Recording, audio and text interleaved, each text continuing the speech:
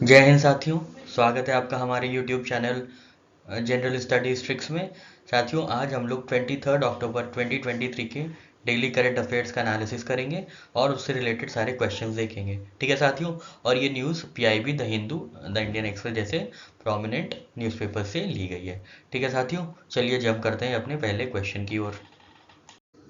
तो पहला क्वेश्चन है साथियों, in which article would you find scheduled tribes in the constitution of India. ठीक है, तो कॉन्स्टिट्यूशन ऑफ इंडिया के किस आर्टिकल में आपको मेंशन मिलेगा शेड्यूल्ड ट्राइब्स का। ठीक है, तो आपके ऑप्शन है आर्टिकल 366, आर्टिकल 356, आर्टिकल 365 या आर्टिकल 368। तो साथियों, इसका सही आंसर है आर्टिकल 366। ठीक है, तो टर्म शेड्यूल्ड ट्राइब जो है मेंशन हुआ है कहाँ पे, 366 क्लॉज 25 में, which defined scheduled tribes at such tribes or tribal communities or part of groups within such tribal or tribal communities as are deemed under article 342 to be scheduled tribe for purpose of this constitution. और 342 क्या है? ये एक list है जो president द्वारा तैयार की जाती है, जिसमें पूरे इंडिया के हर स्टेट के जितने भी शेड्यूल्ड ट्राइब हैं उनका मेंशन होता है इसमें। ठीक है, the governor may, with respect to any state or union territory and whether state after consultation with governor thereof by public notification, specify the tribals or tribal communities or parts or within tribes or tribal communities which shall for the purpose of this constitution is deemed to be scheduled tribe in relation to that state union territory as the case may be। ठीक है, तो article 342 जो होती है वो STs की list होती है। ठीक है, एसटीज की लिस्ट होती है आर्टिकल 342। ठीक है, और इसको नोटिफाई कौन करता है? इसको नोटिफाई करते हैं प्रेसिडेंट साहब इन कंसल्टेशन विद गवर्नर। ठीक है, इन कंसल्टेशन विद गवर्नर। और 366 क्लॉज 25 में यही डिफाइन किया गया है। ठीक है, ये लिस्ट डिफाइन की गई है कहाँ पे? 366 क्लॉज 25 में। ठीक है, आप ये सोच रहे होंगे कि शेड्यूल ट्राइब आज क्यों पूछा गया, क्यों? तो अभी आपको आगे पता चल जाएगा। ठीक है, तो आर्टिकल 366 प्लस आर्टिकल 342 में जो है शेड्यूल ट्राइब का मेंशन है। ठीक है, 342 में प्रेसिडेंट की लिस्ट है जिसमें शेड्यूल ट्राइब जो है हर स्टेट के, हर यूनियन टेरिटरी के शेड्यूल ट्राइब या कोई कम्युनिटी ऐसी जो शेड्यूल ट्राइब हो, कोई सब कम्युनिटी, मतलब कोई अंदर की कम्युनिटी, सब कम्युनिटी जो भी एसटीज में हो, उनका नाम इसमें मेंशन होता है पूरी लिस्ट में। ठीक है, जो कि प्रेसिडेंट द्वारा नोटिफाई की जाती है with in consultation with governor. ठीक है, आशा करते हैं आपको यहाँ क्लियर हो गया होगा। अब हम लोग चलते हैं अपने एक्चुअल न्यूज़ की ओर कि जो ये क्वेश्चन जहाँ से ओरिजिनेट हुआ है। ठीक है, तो साथियों, क्वेश्चन यहाँ से उठा हुआ है या पिक किया हुआ है, ये द हिंदू की खबर है। तो यहाँ पे लिखा गया है कि months after community added to ST list, Himachal आज दिल्ली टू डिफाइन हट्टीज। ठीक है, तो यहाँ पे मेन बात ये बतानी थी कि हट्टीज जो है वो हिमाचल प्रदेश की शेड्यूल ट्राइब में है। ठीक है, हिमाचल प्रदेश की शेड्यूल ट्राइब लिस्ट में कौन अभी रिसेंटली ऐड हुआ है? हट्टीज। ठीक है, हट्टीज ये पूछा जा सकता है। ठीक है, चलिए अब कुछ और चीज़ें देख लेते हैं एसटी से रिलेटेड। तो साथियों, यहाँ पे ट्राइबल पॉपुलेशन जो है इंडिया की अकॉर्डिंग टू सेंसस 2011 वो है 8.6। ठीक है, ध्यान दीजिएगा 8.6 है। कितनी पॉपुलेशन है साथियों? 8.6 है, जिसमें से 89% लगभग रूरल एरियाज में रहते हैं और 10% इन अर्बन एरियाज। ठीक है, तो आप ये डेटा जो है डिस्क्रिप्टिव आंसर में भी यूज़ कर सकते हैं कि इनके लिए कोई जो भी मतलब वेलफेयर प्रोग्राम है वो क्यों भी सक्सेसफुल अगर नहीं हो पा रहा, तो क्यों नहीं हो पा रहा है? क्योंकि सिर्फ 10% जो है वो अर्बन एरियाज में रहते हैं, बाकी जो है रूरल एरियाज में रहते हैं। ठीक है, इनका डिकेडल पॉपुलेशन ग्रोथ कितनी थी? 23.66। और मतलब जनरल की कितनी थी? 17.69%।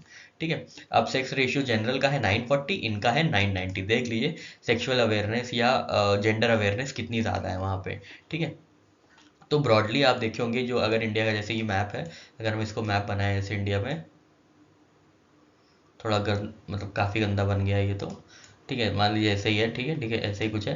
तो ये वाले एरिया में भी नॉर्थ ईस्ट एरियाज में भी ट्राइब रिसाइड्स करती हैं, और सेंट्रल और ईस्टर्न एरियाज में भी ट्राइब रिसाइड करती हैं। ठीक है, सबसे ज़्यादा जो ट्राइब है वो मध्य प्रदेश में है, मेन लैंड में, मतलब सेंट्रल इंडिया में। मध्य प्रदेश में है, फिर छत्तीसगढ़ में है, फिर झारखंड में है, आंध्र प्रदेश में है, महाराष्ट्र में है।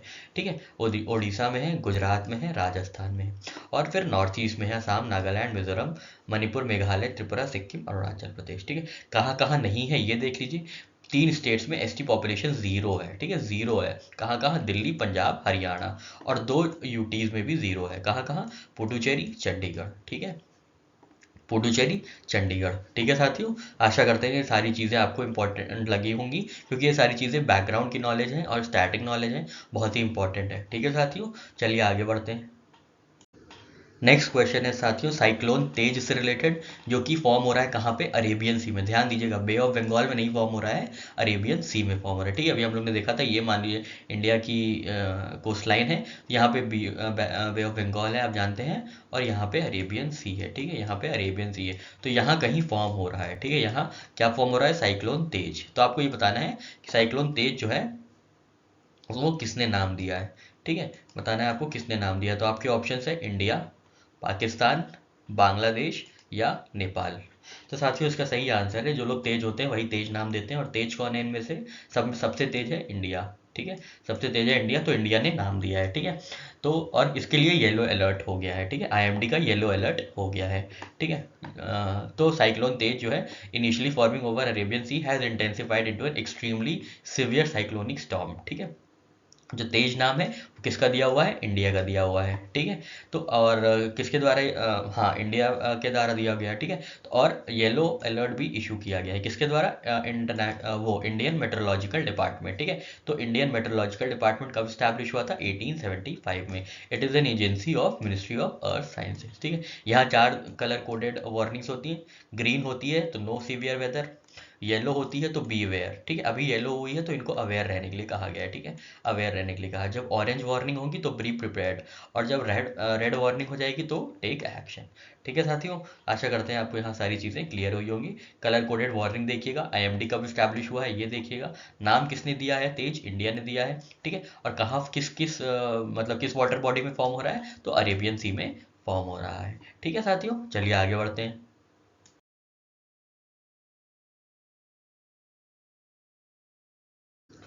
नेक्स्ट क्वेश्चन है साथियों, विच of the following release it's global tax evasion report. तो टैक्स इवेजन रिपोर्ट किसने रिलीज किया है, आपने ये बताना है। और आपके ऑप्शन है ASEAN, European union, United states या फाइनेंशियल एक्शन टास्क फोर्स। ठीक है, अगर आप FATF समझ रहे हैं तो गलत सोच रहे हैं, क्योंकि ये यूएन की और सॉरी EU की रिपोर्ट है। ठीक है, तो ये global union tax European union tax observatory released it's global tax evasion report. ठीक है, द हिंदू की न्यूज़ है ये, देखिए इसमें लिखा है to curb evasion EU report calls for 2% global wealth tax on billionaires. ठीक है, तो ये EU की रिपोर्ट है। ठीक है, EU की रिपोर्ट है, किसकी रिपोर्ट है साथियों, EU की रिपोर्ट है। ठीक है, तो याद रखिएगा E से इवेजन है और E से ही E है। ठीक है, तो छोटा सा हैक है, वैसे भी आपको याद हो जाएगा, आप लोग तेज हैं, पर फिर भी हम जैसे मतलब बिलो एवरेज लोगों के लिए हम लोग ऐसे ही बनाते हैं, कुछ जुगाड़ करते रहते हैं। तो हमने ये जुगाड़ किया था कि E से इवेजन है और E से ही यूरोप है, तो यूरोपियन यूनियन। ठीक है, यूरोपियन यूनियन ने निकाली है कौन सी रिपोर्ट, ग्लोबल टैक्स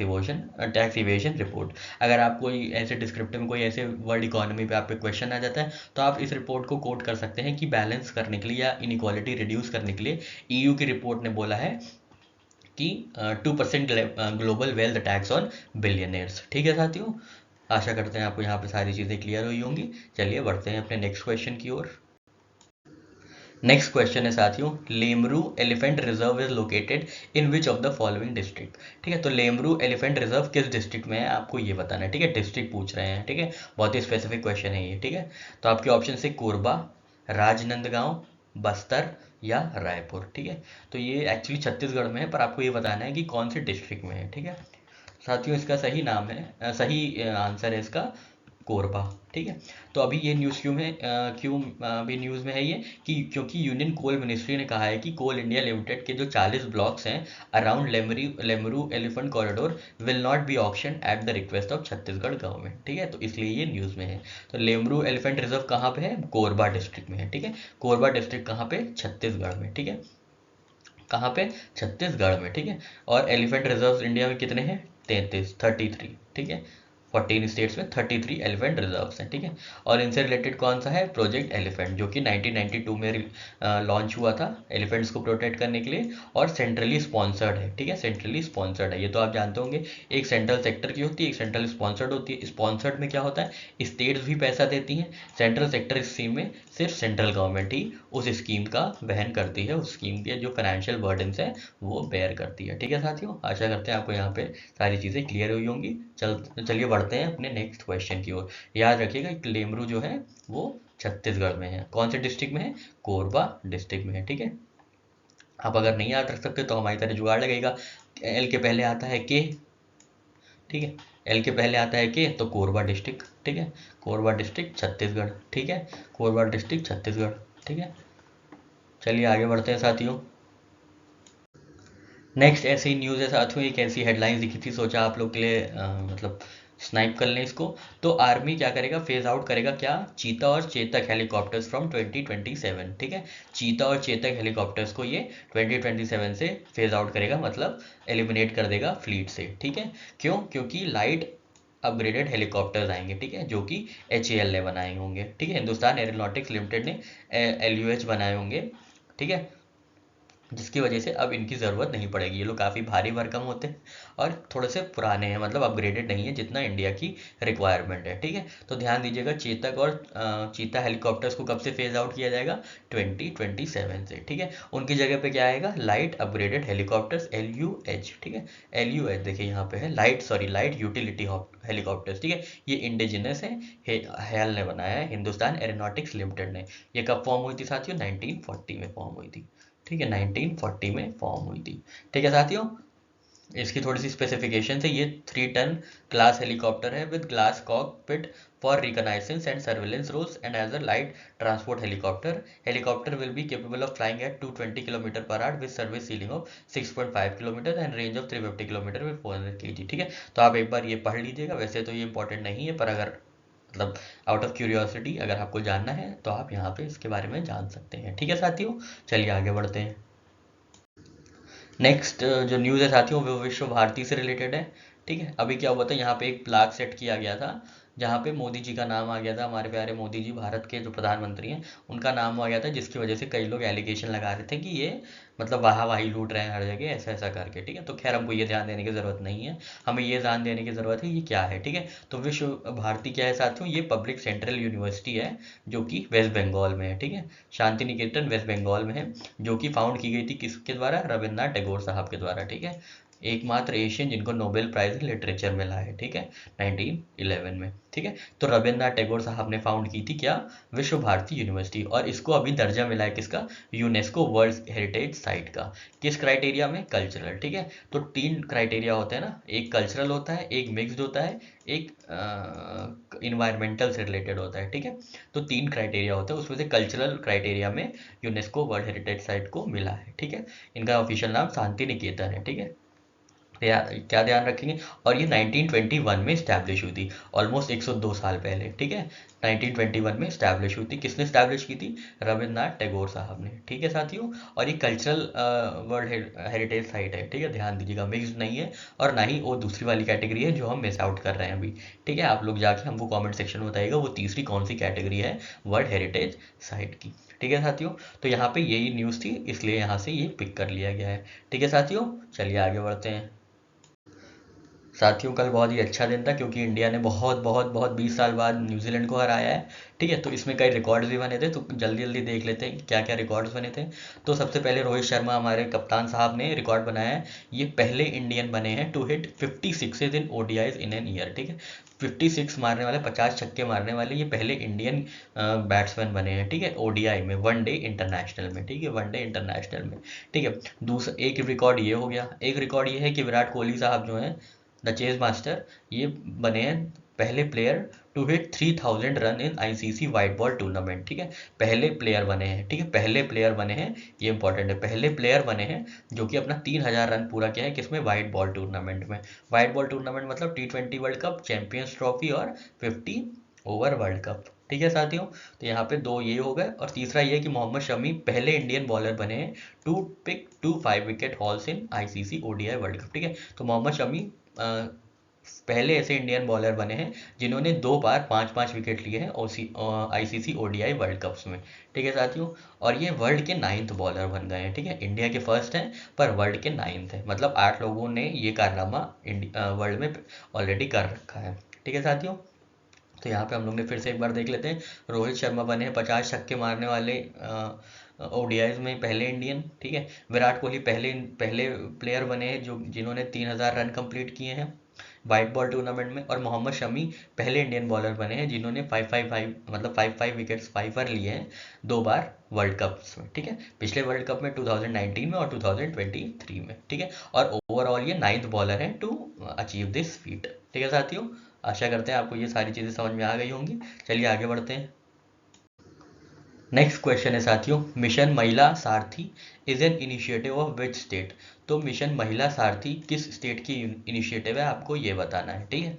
तो आपके ऑप्शन है यूपी, एमपी, गोवा या ओडिशा। तो आपको ये बताना है मिशन महिला सारथी किस स्टेट की इनिशिएटिव है। तो आपके ऑप्शन है यूपी, एमपी, गोवा और ओडिशा।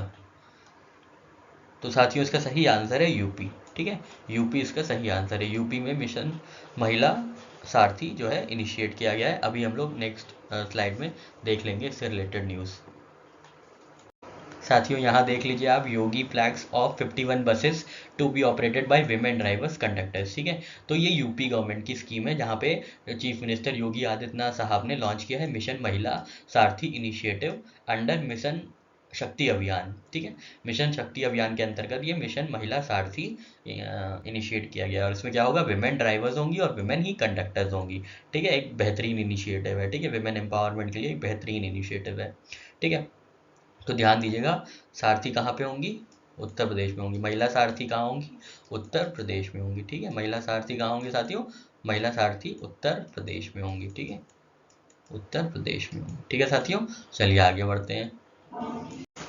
नेक्स्ट क्वेश्चन है साथियों, Ratna Bhandar was in the news recently, what does it relate to. तो आपको ये बताना है अभी जो रत्न भंडार न्यूज़ में था वो किससे रिलेटेड है। तो आपके ऑप्शन है, पहला ऑप्शन है mine app by government, second option है mineral development portal by Odisha, third option है प्लेस इन टेम्पल, या फोर्थ ऑप्शन है एंशिएंट स्क्रिप्चर ऑन मेटलर्जी। तो साथियों इसका सही आंसर है प्लेस इन टेम्पल, ठीक है। तो जगन्नाथ टेम्पल में ये एक रत्न भंडार है जिसको खोलने के लिए बात चल रही है और उस पर काफी विवाद भी हो रहा है, ठीक है। तो जगन्नाथ टेम्पल के बारे में देख लेते हैं, फिर इसके विवाद के बारे में भी थोड़ा बहुत देख लेंगे, ठीक है। तो जगन्नाथ टेम्पल जो है वो पुरी ओडिशा में है, ठीक है, लॉर्ड जगन्नाथ से रिलेटेड है, और उनकी बहनें बलभद्रा और देवी सुभद्रा, ठीक है। और ये किसके द्वारा बनाया गया था, Anantavarman Chodaganga Dev dynasty, dating back to 12th century, ठीक है। और इसको व्हाइट पगोड़ा के नाम से जाना जाता है, ठीक है। और ये चार धाम में, जो चार धाम है ये इसमें ये चार धाम, वो केदारनाथ, यहाँ पे रामेश्वरम, ये द्वारका, और यहाँ पे ये पुरी, ठीक है, पुरी। तो ये चार धाम में एक धाम है, ठीक है साथियों। कलिंग आर्किटेक्चर का ये एक बहुत बेहतरीन नमूना है, ठीक है। तो जगन्नाथ टेम्पल में ये एक रत्न भंडार है जहाँ पे ढेर सारे पुराने इनके रत्न रखे हुए हैं, कुछ चीज़ें रखी हुई हैं किंग अरे लॉर्ड जगन्नाथ की, ठीक है। और यहाँ पे और किसकी कौन डीटी है, तो लॉर्ड बलभद्रा है और सिस्टर देवी सुभद्रा है, ठीक है साथियों। चलिए आगे बढ़ते हैं और इससे रिलेटेड और चीज़ें देख लेते हैं। तो ये जो रत्न भंडारी है जगन्नाथ टेम्पल का ट्रेजर रूम है, ठीक है, जहाँ पे ट्रेजर्स रखे रहते हैं। रो ओवर इट्स ओपनिंग, रो मतलब विवाद, ठीक है, रो ओवर इट्स ओपनिंग, ठीक है। तो ये लास्ट टाइम कब खुला था, ये लास्ट टाइम 1978 में खुला था, ठीक है, ठीक है। 85 में बस एक और बार खुला था, पर वो इन्वेंट्री अपडेटेड नहीं हुई थी, ठीक है। तो आप ये पूरी बात पढ़ लीजिएगा। खैर इतनी बात याद रखिएगा कि रत्न भंडार जो है ये पुरी टेम्पल का हिस्सा है, ठीक है, पुरी टेम्पल का हिस्सा है ये, ठीक है। अभी ये डिमांड की जा रही है कि इसको खोला जाए, ठीक है, खोला जाए कि क्योंकि वहाँ पे क्रैक्स आ गए हैं, अंदर जो है रत्न भंडार में क्रैक्स आ गए हैं, cracks have emerged in its walls that could endanger the precious ornament stored there, ठीक है, इसलिए खोलने की बात हो रही है, ठीक है। लास्ट कब खोला गया था, 1978 में, ठीक है साथियों। चलिए आगे बढ़ते हैं अब। नेक्स्ट क्वेश्चन है साथियों, theme of international stuttering day awareness is. तो आपको बताना है इंटरनेशनल स्टटरिंग अवेयरनेस डे की थीम क्या है। तो आपके ऑप्शंस हैं one size doesn't fit all, normalise stuttering, stuttering and vocal care, या स्टटरिंग इज ओके।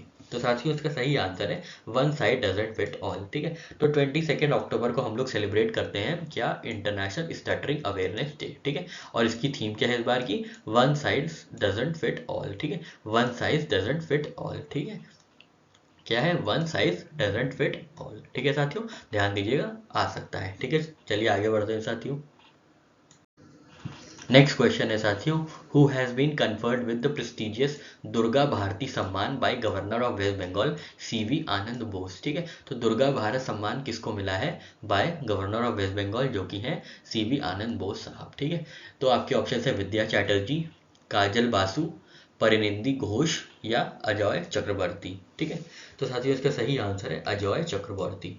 ठीक है, ये हिंदुस्तानी क्लासिकल वोकलिस्ट है और कंपोजर है। ठीक है, अजय चक्रवर्ती। ठीक है, वैसे ये इम्पोर्टेंट न्यूज़ इम्पोर्टेंट कम है, पर फिर भी आप एक बार रीडिंग मान लीजिएगा, इनकेस अगर बहुत समय खराब हुआ कभी तो आ गया, तो आपको कम से कम एक फेंटली वेगली एक आइडिया होना चाहिए कि हाँ चक्रवर्ती साहब थे या अजय चक्रवर्ती साहब थे जिन्हें ये अवार्ड मिला था। ठीक है, यहाँ पे विश्व भारती को भी अवार्ड मिला था, अभी हम लोग ने इसके बारे में पीछे देखा था। इसरो को भी अवार्ड मिला था फॉर चंद्रयान 3। ठीक है, और garden reach ship builders and engineers को भी मिला था अवार्ड। ठीक है, तो खैर इसको आपको ध्यान देना है कि पंडित अजय चक्रवर्ती साहब को मिला है। ठीक है, इंडिविजुअल कौन है? वो पंडित अजय चक्रवर्ती साहब। ठीक है, चलिए आगे बढ़ते हैं।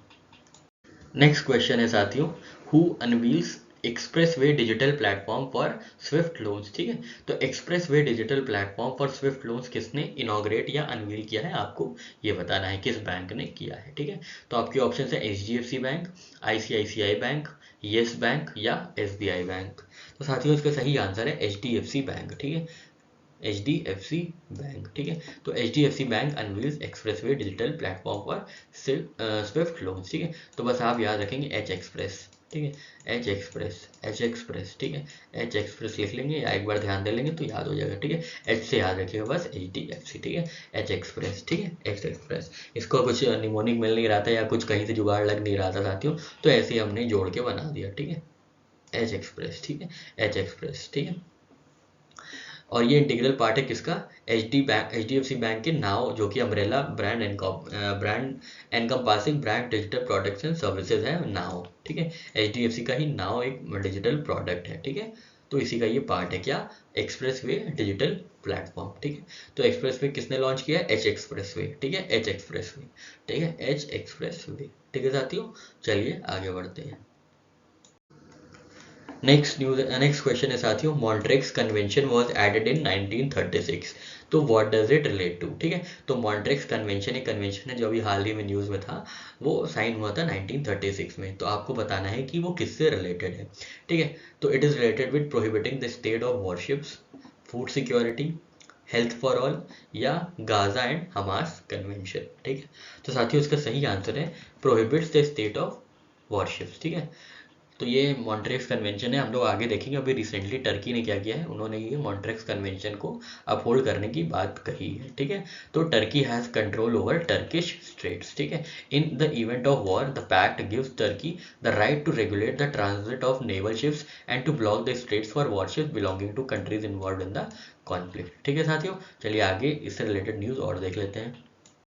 तो यहाँ पे देखिए, Turkey imposes restrictions on the passage of warships in it state under Montreux convention. ठीक है, तो मॉन्ट्रेक्स कन्वेंशन कब लॉन्च साइन हुआ था? 1936 में। It prohibits the state of warships belonging to countries not bordering with Black Sea. ठीक है, तो जो कंट्रीज ब्लैक सी के बॉर्डर नहीं आती हैं, उनकी जो वॉरशिप्स हैं उनको उनके स्टे पे प्रोहिबिशन कर दिया गया है फॉर मोर देन 3 वीक्स। ठीक है, तो यहाँ पे 3 चीज़ इंपॉर्टेंट है, ब्लैक सी 3 हफ्ते, 3 वीक्स और स्टेज ऑफ वॉरशिप्स। ठीक है, तो वॉरशिप्स वहाँ पे अलाउड नहीं होगी मोर देन 3 वीक्स। ठीक है, इन एक्सेप्शनल केसेस टर्की में लिमिट और prevent its passage through Bosphorus and Dardanelles strait. ठीक है, और टर्की कैपिटल क्या है साथियों? अंकारा। ठीक है, अंकारा इसकी कैपिटल है। ठीक है साथियों, आशा करते हैं आपको ये क्लियर हो गया होगा कि मॉन्ट्रेक्स कन्वेंशन क्या है। अगर एग्जाम में पूछा जाए तो आप बेझिझक एकदम कॉन्फिडेंट होकर इस सवाल का जवाब दीजिएगा। ठीक है, चलिए आगे बढ़ते हैं साथियों। नेक्स्ट क्वेश्चन है साथियों, for national cooperative exports limited which of the following is incorrect. ठीक है, तो नेशनल कोऑपरेटिव एक्सपोर्ट्स लिमिटेड के लिए कौन सा स्टेटमेंट जो है नीचे दिया हुआ वो इनकरेक्ट है, आपने ये बताना है। ठीक है, तो पहला ऑप्शन है NCEL was setup under multi state cooperative act 2002 इन 25 जनवरी 2022। ठीक है, तो NCEL सेटअप हुआ था multi state cooperative society act 2002 के अंदर। कब सेटअप हुआ था? 25 जनवरी 2022 को। तो पहला ऑप्शन ये है। सेकेंड ऑप्शन है कि इसकी ऑथराइज शेयर कैपिटल है 2000 करोड़। थर्ड ऑप्शन ये है कि 500 crore is the initial paid up share capital. और फोर्थ ऑप्शन है agriculture and allied activities as well as handloom and handicraft activities are covered under national cooperative exports limited. ठीक है, तो आपको ये बताना है कि कौन सा ऑप्शन गलत है। तो साथियों इसमें जो गलत है वो है पहला ऑप्शन, क्योंकि 25 जनवरी 2023 को ही ये फॉर्म हुआ है, इसी साल फॉर्म हुआ है। ठीक है, तो नेशनल कोऑपरेटिव एक्सपोर्ट्स लिमिटेड ने क्या किया है कि इन्होंने सेल अलाउ किया है किसकी sale, non basmati white rice to 11 nations via NCEL। ठीक है, तो अभी हम लोग देख लेंगे, ये इंडियन एक्सप्रेस की खबर थी तो हमने यहाँ से ले लिया था। ठीक है, तो amid export ban government had decided to route the sale of 12 lakh metric tonnes non basmati white rice. ठीक है, नॉन बासमती वाइट राइस, क्योंकि ये नई बॉडी है इसलिए अभी इसका बहुत ही रिसेंट यूज है, इसलिए ये इंपॉर्टेंट हो जाती है। आपको क्या ध्यान रखना है कि क्या क्या एक्सपोर्ट कर रहे हैं, नॉन बासमती वाइट राइस। ठीक है, कितनी कंट्रीज को, 11 नेशंस को। ठीक है, through national cooperative exports limited. ठीक है, और ये कब बनी थी, ये मिनिस्ट्री ऑफ कोऑपरेशन के अंदर बनी थी, 25 जनवरी 2023 को ये फॉर्म हुई थी। क्या, NCEL, national cooperative exports limited. ठीक है, और ये अम्ब्रेला बॉडी है for cooperative sector exports and has authorise share capital of 2000 crore with 500 as initial paid up share capital. ठीक है, और NCEL कवर क्या क्या करता है, agriculture, allied activities as well as handloom and handicraft items. ठीक है, और इसके जो प्रोमिनेंट चीफ प्रमोटर है वो कौन है, Gujarat cooperative milk marketing federation limited. ठीक है, ये जो है Gujarat cooperative milk marketing federation limited, ये इनके चीफ प्रमोटर है। ठीक है, तो ये बहुत ही इंपॉर्टेंट स्लाइड है, बहुत अच्छे से इत्मीनान से याद करिएगा कि नेशनल कोऑपरेटिव एक्सपोर्ट्स लिमिटेड कब बना है, 23 जनवरी को बना है, सॉरी 25 जनवरी को बना है 2023, इसी साल। ठीक है, इसी साल बना है। ऑथराइज कैपिटल कितनी है, 2000 करोड़। पेड अप कितनी है, 500 करोड़। ठीक है, कौन कौन कवर होता है, एग्रीकल्चर, हैंडलूम प्लस हैंडीक्राफ्ट। ठीक है, ये 3 चीज़ें कवर होती हैं। और कौन चीफ प्रमोटर है, Gujarat cooperative milk marketing federation. ठीक है साथियों, आशा करते हैं आपको यहाँ पे सारी इंफॉर्मेशन क्लियर हुई होगी। चलिए आगे बढ़ते हैं। ये देखिए साथियों, ये इंडियन एक्सप्रेस की खबर थी कि government route sale of non basmati white rice to 11 nations via NCEL। ठीक है, this was set up in January this year. ठीक है, under multi state cooperative societies act. ठीक है साथियों, देखिए कितने बेहतरीन तरीके से इन्होंने, इंडियन एक्सप्रेस वालों ने, मतलब एक क्वेश्चन ही बना दिया पूरा। ठीक है, पूरा एक ऐसा कंटेंट दे दिया कि 3 लाइन में आपको ऑलमोस्ट सारी इन्फॉर्मेशन आपको मिल गई। कब फॉर्म हुई थी, पेड अप कैपिटल क्या है, इनिशियल शेयर कैपिटल क्या है, बस वो चीफ प्रमोटर वाली चीज़ और दे देते तो दिल खुश हो जाता। ठीक है, चलिए खैर पूरी न्यूज़ में यही था तो हमने यहीं से लिया है। ठीक है साथियों, चलिए आगे बढ़ते हैं। तो साथियों ये क्वेश्चन जो है वो अभी रिसेंटली इंडिया ने ह्यूमैनिटेरियन असिस्टेंस भेजा है गाज़ा को। आपको पता होगा इसराइल और गाज़ा में काफ़ी कॉन्फ्लिक्ट चल रहा है इस समय, हमास के टेररिस्ट एक्ट की वजह से, जिसके चलते काफ़ी मिडिल ईस्ट में काफ़ी कॉन्फ्लिक्ट हो रहा है। ठीक है, तो आपको यही बताना है कि India became the first non Arab state to recognise Palestine liberation organisation as sole and legitimate representative of Palestinian people. तो इंडिया ने कब रिकॉग्नाइज किया गया था, इंडिया ने कब रिकॉग्नाइज किया था PLO को, पैलेस्टीन लिबरेशन ऑर्गेनाइजेशन को। ठीक है, तो आपके ऑप्शन है 1974, 1975, 1976 या 1977। तो साथियों इसका सही आंसर है 1974। ठीक है, तो यहाँ पे देखिए इवोल्यूशन ऑफ रिलेशनशिप दिया हुआ है कि इंडिया का सपोर्ट जो है, इंडिया ने सपोर्ट पैलेस्टीनियन कॉज को काफ़ी पुराना है, मतलब फॉर इंडिपेंडेंस टाइम से।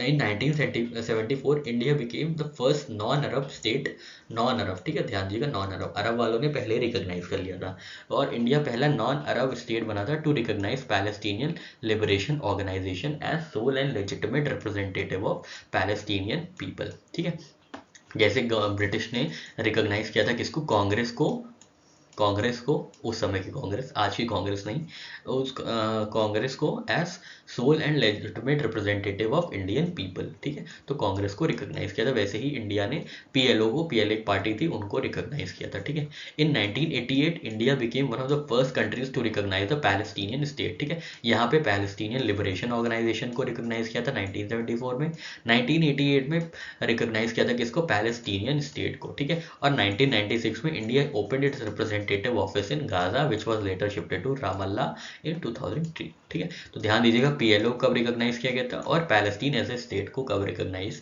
किया गया था। ठीक है साथियों, चलिए आगे बढ़ते हैं।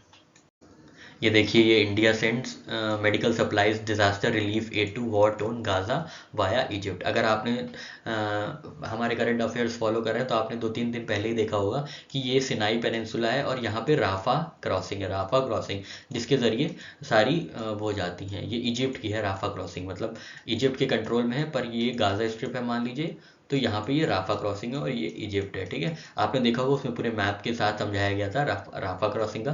तो और ये राफा क्रॉसिंग यूज होती है ह्यूमैनिटेरियन असिस्टेंस के लिए, किसको, गाजा को। ठीक है, क्योंकि गाजा ब्लॉकेड में है इसलिए यहाँ से राफा क्रॉसिंग यूज होती है, जिसके ज़रिए ये सारी मेडिकल सप्लाईज हो गए, डिजास्टर रिलीफ एड हो गया, ये सब पहुँचाया जाता है। ठीक है साथियों, आशा करते हैं आपको सारी चीज़ें समझ में आई होंगी। चलिए आगे बढ़ते हैं हम लोग। नेक्स्ट न्यूज़ है साथियों, special campaign 3.0 is an initiative by which of the following department और मिनिस्ट्री। ठीक है, तो स्पेशल कैंपेन 3.0 ये रिपीटेड क्वेश्चन है, काफ़ी दिन से चल रहा है इसलिए पूछा है। अगर आपने अभी 4-5 दिन पहले करंट अफेयर्स का वहाँ फॉलो किया होगा तो आपको पता होगा। ठीक है, तो आपके ऑप्शन है साथियों, department of administrative reforms and public grievances. Next option है साथियों, प्राइम मिनिस्टर ऑफिस।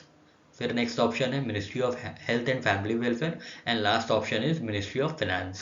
तो साथियों इसका सही आंसर है department of administrative reforms and grievances, public grievances. ठीक है, इसलिए स्पेशल कैंपेन चलाया जा रहा है। इससे क्या होगा, it is aimed at reducing pendency in government offices with saturation approach. ठीक है, तो इसमें क्या होगा, जो भी पुरानी फाइलें हैं, पुराने केसेस हैं, जो पेंडेंसी है, जो पेंडिंग केसेस हैं, उनको सारा वो मतलब सॉर्ट आउट किया जाएगा। ठीक है, और department of administrative reforms and public grievances is nodal department for implementation of this campaign. ठीक है साथियों, चलिए आगे बढ़ते हैं।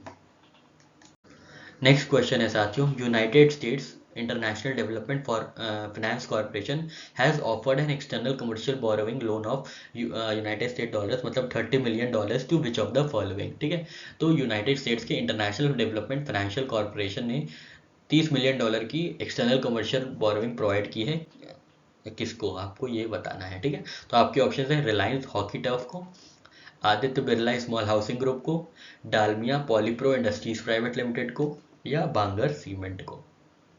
तो साथियों इसका सही आंसर है Dalmia Polypro industries private limited. ठीक है, इंडस्ट्रीज प्राइवेट लिमिटेड, कौन सी, डालमिया इंडस्ट्रीज प्राइवेट लिमिटेड। ठीक है, तो आप याद रखिएगा कि यूएस की जो इंटरनेशनल डेवलपमेंट फाइनेंशियल कॉर्पोरेशन है वो दाल में एक्सटर्नल कमर्शियल बोरोइंग कर रही है। ठीक है, दाल में, ठीक है, हमको दाल अच्छी लगती है, ठीक है, तड़के वाली दाल। ठीक है, दाल में वो लोग एक्सटर्नल कमर्शियल बोरोइंग दे रहे हैं। ठीक है, दाल किसको एक्सटर्नल कमर्शियल बोरोइंग दे रहे हैं, यूएस, दाल को। ठीक है, जो भी दाल खाएगा उसको एक्सटर्नल कमर्शियल बोरोइंग दी जाएगी। ठीक है, ऐसे याद रखिएगा।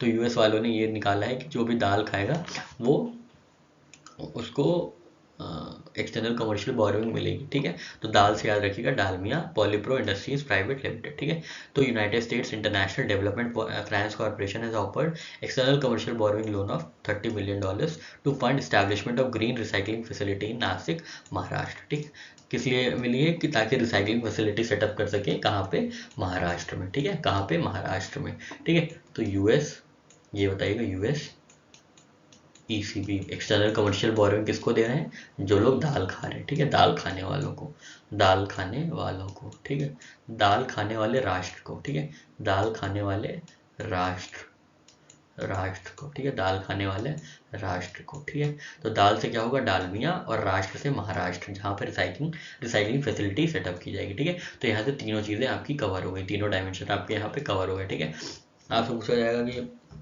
डालमिया जो एक्सटर्नल कमर्शियल बोरोइंग जिनको मिली है वो कहाँ रिसाइकलिंग फैसिलिटी सेटअप करेंगे, तो आप याद रखिएगा दाल जो है पूरी राष्ट्र खाएगा। ठीक है, पूरा राष्ट्र को दाल खाना चाहिए। ठीक है, तो राष्ट्र मतलब महाराष्ट्र। ठीक है, पूछेंगे कि यूएस वाले किसको एक्सटर्नल कमर्शियल बोरोइंग सपोर्ट कर रहे हैं through international development finance corporation, तो आप बता देंगे जो भी दाल खा रहा है। ठीक है, जो भी राष्ट्र दाल खा रहा है, राष्ट्र मतलब महाराष्ट्र फैसिलिटी, और दाल मतलब Dalmia Polypro industries private limited. ठीक है साथियों, आशा करते हैं आपको ये न्यूमोनिक समझ में आया होगा। चलिए बढ़ते हैं अपने नेक्स्ट क्वेश्चन की ओर। नेक्स्ट क्वेश्चन है साथियों, which bank launched Optima Secure a health insurance policy that offers 4 times the coverage at no extra cost. ठीक है, तो ऑप्टिमा सिक्योर किसका इनिशिएटिव है, आपको ये बताना है। ठीक है, तो आपके ऑप्शन है ICICI bank, SBI bank, HDFC bank, ये सी काट दिया, HDFC बैंक या येस बैंक, ठीक है। तो साथियों इसका सही आंसर है HDFC बैंक, ठीक है। HDFC Ergo general insurance launches optima secure, ठीक है। तो ऑप्टिमा सिक्योर किसकी इनिशिएटिव है? HDFC बैंक की, ठीक है। HDFC एर्गो जनरल इंश्योरेंस की, ठीक है। क्या है? ऑप्टिमा सिक्योर, ठीक है। तो आप ये कैसे याद रखेंगे? आप ऑप्ट करेंगे हमेशा HD वीडियोस, ठीक है। ऑप्ट करेंगे सिक्योर HD वीडियोस, ठीक है। ऑप्ट क्या करेंगे? ऑप्ट करेंगे सिक्योर HD वीडियोस, ठीक है। HD वीडियोस, ठीक है। ऑप्ट करेंगे सिक्योर HD वीडियोस, ठीक है। तो ऑप्ट से याद रखिएगा ऑप्टिमा, सिक्योर से सिक्योर ही है, और HD मतलब HDFC, ठीक है। तो आप ऐसे याद रखिएगा, ऑप्ट करेंगे क्या? सिक्योर HD वीडियोस, हमेशा ऑप्ट करेंगे सिक्योर HD वीडियोस। जो कैसी वीडियोस ऑप्ट करेंगे? जो कि सिक्योर होगी और HD वीडियो होगी, ठीक है। कैसी वीडियो ऑप्ट करेंगे साथियों? जो कि सिक्योर होगी और HD में होगी, ठीक है। तो ऑप्ट सिक्योर HD वीडियो मतलब HD से क्या होगा? यहाँ HDFC बैंक लॉन्च किया है क्या? ऑप्ट सिक्योर, ठीक है। और एक चीज हम लोग ने HDFC से रिलेटेड क्या देखी थी? H एक्सप्रेस, ठीक है। H एक्सप्रेस इन्होंने अनवील किया है, ठीक है। H एक्सप्रेस, ठीक है साथियों। हम लोग ने पुराना भी रिवाइज कर लिया और करंट भी देख लिया, ठीक है साथियों। चलिए आगे बढ़ते हैं। नेक्स्ट क्वेश्चन है साथियों, which military station gets best green military station award, ठीक है। तो best green military station award किसको मिला है? आपके ऑप्शंस हैं ये, पुंछ, लखनऊ, दानापुर या उधमपुर। तो साथियों इसका यही आंसर है क्या? उधमपुर, ठीक है। जो सबसे ज़्यादा उधम मचाएगा, जहाँ पे सबसे ज़्यादा सैनिक उधम मचाएंगे, जहाँ पे मिलिट्री सबसे ज़्यादा उधम मचाएगी, उसी को military station, green military station award मिलेगा, ठीक है। तो कैसे याद रखेंगे? ऐसे याद रखेंगे कि जो भी बहुत उधम मचाएगा, उधम मतलब बहुत ही बवाल खटेगा या बहुत ही ऐसे ट्रबल क्रिएट करेगा, ऐसे याद रखिए ना। उधम हमारे यहाँ कहते हैं यूपी साइड में कि उधम मचाते हैं बहुत, मतलब ट्रबल मेकर, ठीक है। तो ऐसे लोग, ठीक है। तो जो बहुत उधम मचाएंगे, जो सैनिक बहुत उधम मचाएंगे, या जो मिलिट्री स्टेशन बहुत उधम मचाएगा, उसको ग्रीन मिलिट्री स्टेशन अवार्ड दिया जाएगा, ठीक है। तो Udham military station gets best green military station award by army staff, chief of army staff general Manoj Pande साहब in during army commanders conference held in New Delhi, ठीक है। तो कहाँ किसको मिला है? उधमपुर मिलिट्री स्टेशन को क्या मिला है? Best green military station award, ठीक है। और सेकंड अवार्ड मिला है देहरादून मिलिट्री अकेडमी को, जो कि देहरादून में उत्तराखंड में है, ठीक है। और बीकानेर मिलिट्री स्टेशन को क्या मिला है? With best transformative station, best transformative station, ठीक है। तो जो बिका नहीं वो ट्रांसफॉर्म हो जाएगा, ऐसे याद रखेंगे।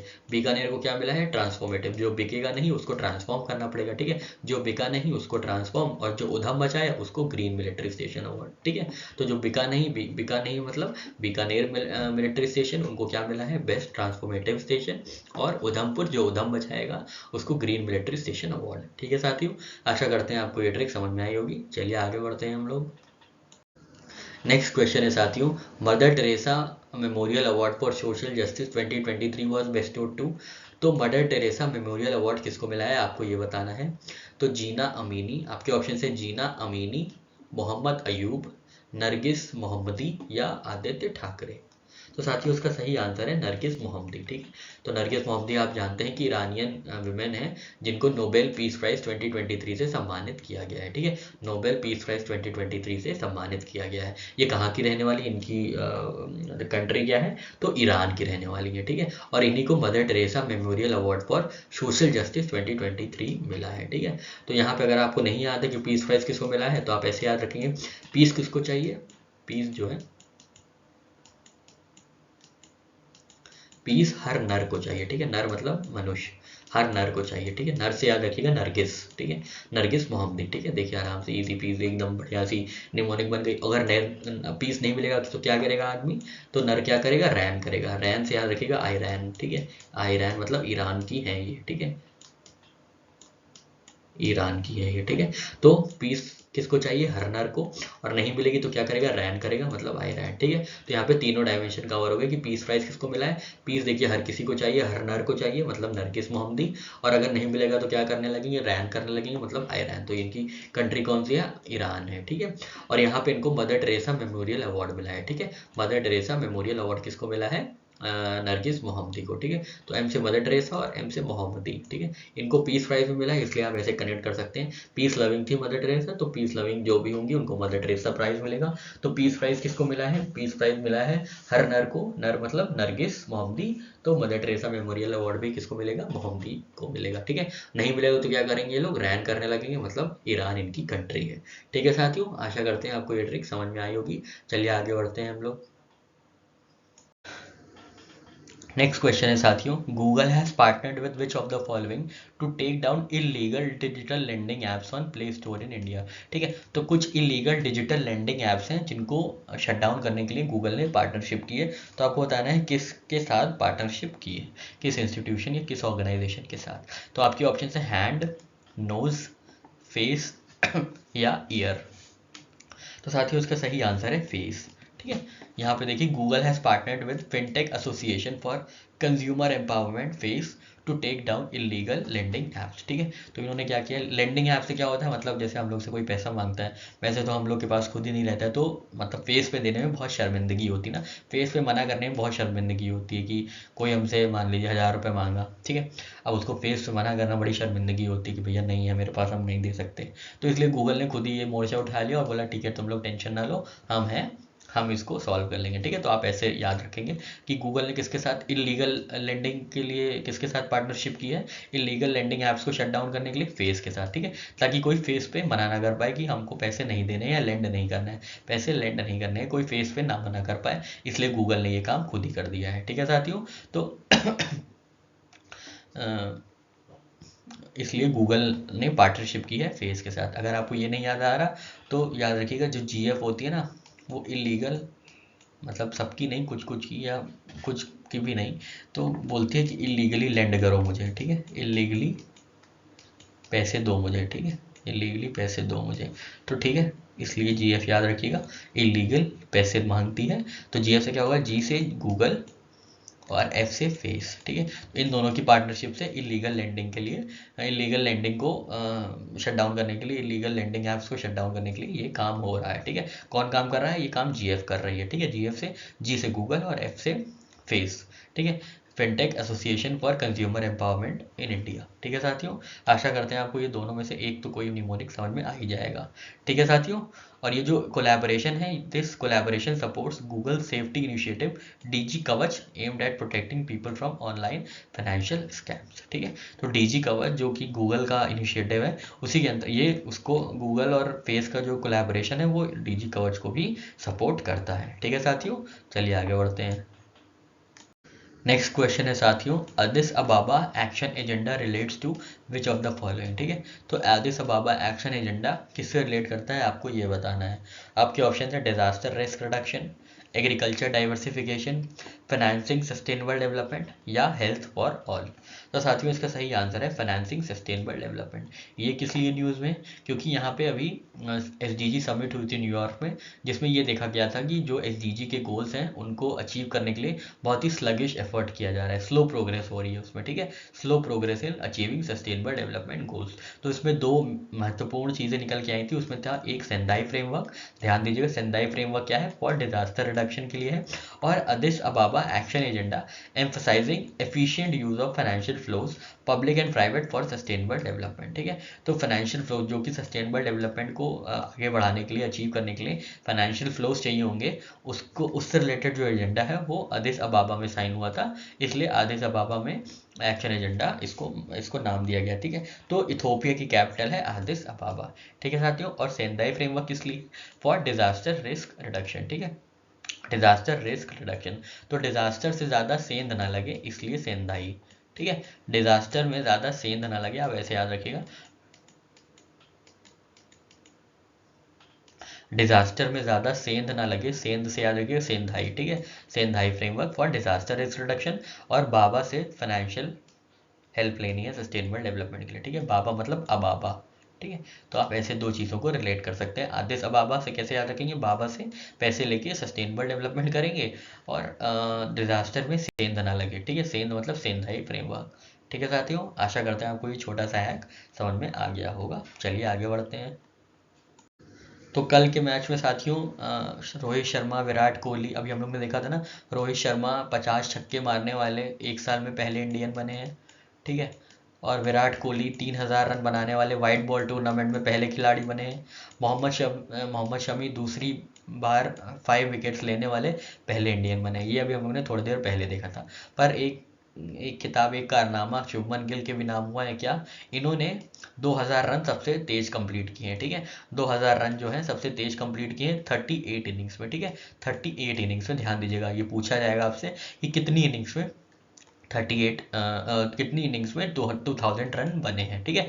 तो 38 इनिंग्स में 2000 रन बने हैं। इससे पहले ये काम हाशिम अमला साहब ने किया था, जो कि 14 इनिंग्स लिए थे 2000 रन कंप्लीट करने के लिए, ठीक है। चलिए आगे बढ़ते हैं। नेक्स्ट क्वेश्चन है साथियों, who has given the award for global leadership bye Harvard law school, ठीक है। तो हार्वर्ड लॉ स्कूल द्वारा अवार्ड फॉर ग्लोबल लीडरशिप किसको मिला है, ठीक है।